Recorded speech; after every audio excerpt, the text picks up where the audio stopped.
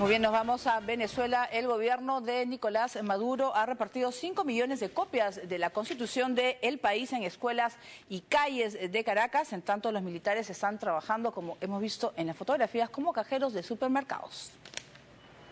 Un centenar de militares ya han empezado a ocupar los supermercados en Venezuela, una acción que forma parte de medidas urgentes del nuevo programa gubernamental que hace unos días anunció el presidente Nicolás Maduro, con el objetivo de aumentar la seguridad, además de cubrir las ausencias de los empleados regulares en los supermercados. Bajo el lema "Yo soy Chávez" y cambiando su uniforme por camisetas color gris, los militares tomaron poder de las cajas registradoras y comenzaron a trabajar.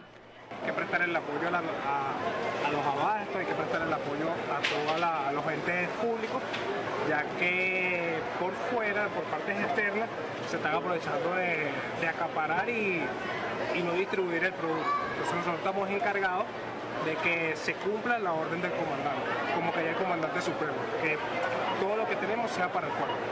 Cabe resaltar que cada uno de los militares que hoy colabora en los supermercados ha sido sometido a capacitación antes de familiarizarse con su nueva rutina laboral.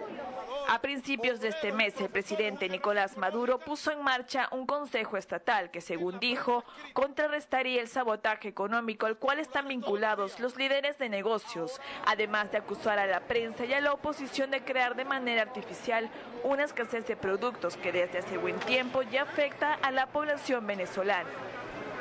Mientras que como un regalo para los niños del país, ha calificado el presidente Maduro la distribución de 5.000 ejemplares de la Constitución de 1999, dirigido a escolares y transeúntes. Según el gobierno, la entrega de la Constitución le permitirá a la gente ser más consciente de ella y comprender mejor el marco legal. La portada de esta edición incluye ilustraciones con la imagen del expresidente Hugo Chávez, quien ayudó a escribir este documento. Cabe mencionar que la gente ha tomado positivamente esta repartición. Muy bien, vamos a hablar de diversas cosas que están sucediendo en Venezuela, pero también Nicolás Maduro ha dicho de la militarización también del gabinete. Eso es lo que ha estado, lo último que ha podido declarar, y esta presencia de los militares en los supermercados cuando está el fantasma del desabastecimiento, ¿no? Acaba de multar a un canal de televisión por tratar temas de que faltan tales o cuales productos. Claro, el problema aquí es, hay desabastecimiento, eso no hay duda. La pregunta es si hay desabastecimiento porque hay escasez de productos o hay desabastecimiento porque hay acaparamiento de actores privados, que o bien quieren sabotear al gobierno o bien quieren beneficiarse de una eventual alza si esconden los alimentos para promover el incremento en sus precios. Todo parece indicar que el problema es realmente el primero, o sea, hay una auténtica escasez porque no hay suficientes dólares para importar víveres en las cantidades necesarias, y la gran mayoría de lo que consumen en cuanto a bienes básicos los venezolanos es importado. Y en segundo lugar, hay escasez porque no hay suficiente producción interna. Entonces, no parece ser un problema de acaparamiento. En la medida en que hay un problema de acaparamiento, sería producto de la escasez, pero no es que el acaparamiento es el que está causando la escasez, es que porque no hay suficientes víveres, quienes acaparan tienen la expectativa de venderlo a mayor precio en el mercado negro, por ejemplo. Claro, lo que está sucediendo, por ejemplo, en este país ahora, con la expulsión de los 3 funcionarios norteamericanos, el gobierno de Estados Unidos ha dicho que va a actuar con reciprocidad. Entonces significa que se pueden esperar expulsiones de funcionarios venezolanos. Incluso la representante, una de las expulsadas, ha dicho que en los Estados Unidos los venezolanos, los diplomáticos, pueden hablar con libertad total de lo que piensan, cosa que no sucede en Caracas. Pero en general no es bien visto en ninguna parte que un diplomático extranjero se pronuncie sobre temas de política interna del país en el que sirve, ¿no? O sea, eso no es una cuestión particular del gobierno venezolano, pero sí yo esperaría que en los próximos días Estados Unidos expulse diplomáticos venezolanos acreditados en su territorio. Pero es que Venezuela está buscando un enfrentamiento directo con los Estados Unidos porque no es la primera vez. O sea, ya van como más de 10 oportunidades y los Estados Unidos están negando cualquier acusación de conspiración. Lo están acusando de estar con la oposición, ¿no? Una conspiración en Miami, incluso han dicho. Sí, pero digamos, Estados Unidos tiene problemas serios con Irán y con Siria. No tiene problemas serios con el gobierno venezolano, por mucho que a Venezuela le guste decir lo contrario. Sin necesidad de disparar un tiro, Estados Unidos obtiene más o menos el 60% de las exportaciones de petróleo de Venezuela que van a parar al mercado norteamericano. El gobierno o la empresa pública de petróleos, PDVSA, invierte en la adquisición o ha invertido en la adquisición de estaciones de servicio, o sea, grifos en Estados Unidos. La relación económica es muy fluida y yo no creo que Estados Unidos, no veo la razón por la que Estados Unidos tenga un interés particular en lo que pasa en Venezuela cuando el gobierno venezolano, en lugar de tratar de influir en países de la región como hacía en el pasado, está concentrado en sus problemas internos. Muy bien, ahora nos vamos a Colombia. Ha sido capturado el ex jefe de seguridad de Álvaro Uribe por presuntos nexos con el narcotráfico. La Fiscalía ordenó la captura del general en retiro Flavio Buitrago, quien fuera jefe de seguridad del expresidente Álvaro Uribe, para que responda por sus presuntos nexos con el narco Marco Gil, alias Papero.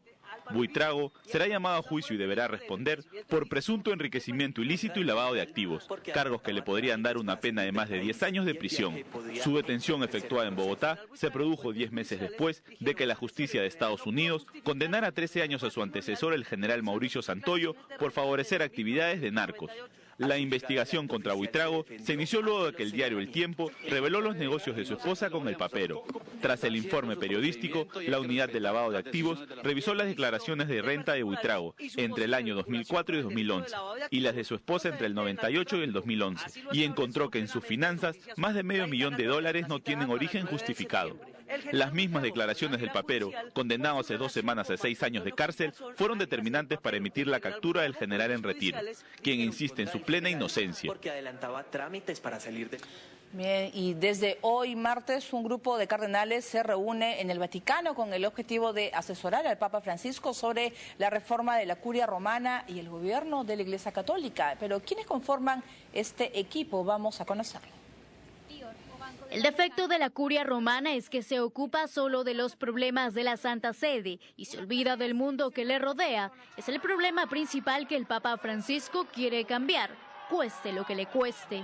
Así lo ha dicho el sumo pontífice en una entrevista publicada hoy en el diario La República y que ha coincidido con la primera reunión a puerta cerrada con el llamado G8 de los cardenales, un grupo de purpurados de los 5 continentes que tendrán la misión de estudiar el funcionamiento actual de la Curia Romana para intentar mejorar su funcionamiento. La primera ronda de reuniones durará hasta el día miércoles. El sumo pontífice parece estar decidido a cumplir su promesa reformista, pues en la entrevista también ha dicho que el gobierno de la Iglesia se focaliza demasiado en sus propios intereses y no en el de los fieles, una realidad que él espera cambiar.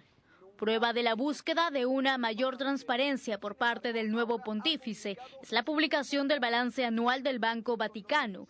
El Instituto para las Obras de Religión ha difundido por primera vez en sus 125 años de historia sus resultados financieros, unas cifras que muestran unos beneficios netos en 2012 de 86,6 millones de euros.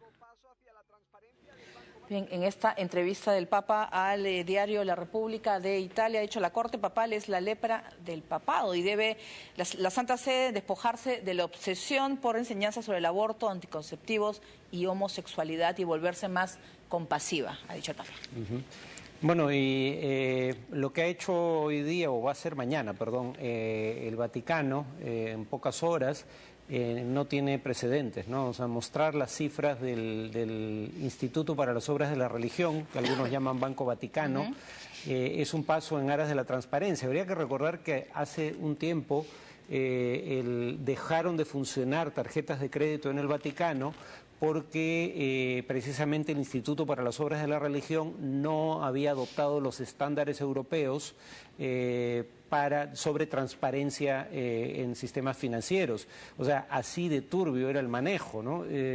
Y además está el tema de la curia. O sea, el término curia hace referencia a un fenómeno que tiene que ver con la corte real de las monarquías. Hay que recordar que buena parte de la estructura de gobierno del Vaticano en el siglo XXI proviene de la Edad Media. y eso es algo que está en proceso de reforma, modernización para hacerlo más transparente. ¿Y el Papa está solo en eso o es un grupo que lo respalda porque está tocando temas que no se hablaban, nunca se han hablado, creo, prácticamente? Sí, no, este es un Papa que ha nombrado una comisión que lo va a asesorar de manera permanente, compuesta por 8 cardenales.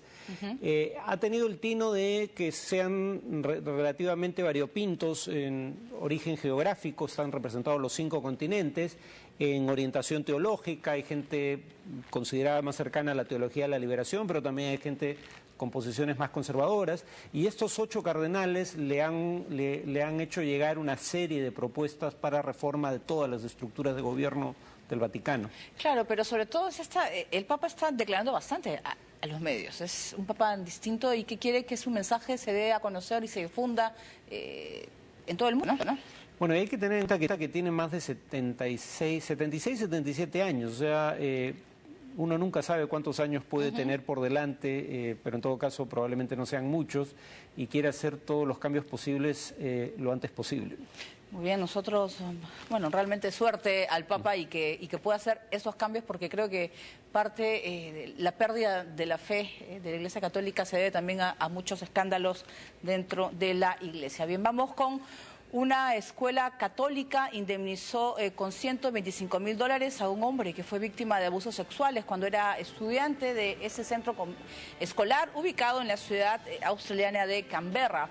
El Tribunal Supremo de la capital territorial australiana aprobó dicha compensación y apunta a la cadena ABC local y no ofreció mayores detalles del caso, manteniendo el anonimato de la víctima. El anuncio de la indemnización se da en momentos en que la Comisión Gubernamental Australiana, que investiga los abusos sexuales de menores de edad cometidos por centros religiosos, sociales y estatales, celebra audiencias públicas para escuchar los testimonios de las víctimas, y las audiencias públicas abordarán este diciembre próximo los delitos en la Iglesia Católica, institución que admitió el año pasado unos 620 casos de abusos sexuales contra menores cometidos por sacerdotes en Australia en los años 30. Bien, vamos nosotros a hacer una nueva pausa, vamos a regresar con la propuesta de Putin como Premio Nobel de la Paz por su rol en el conflicto en Siria. Y también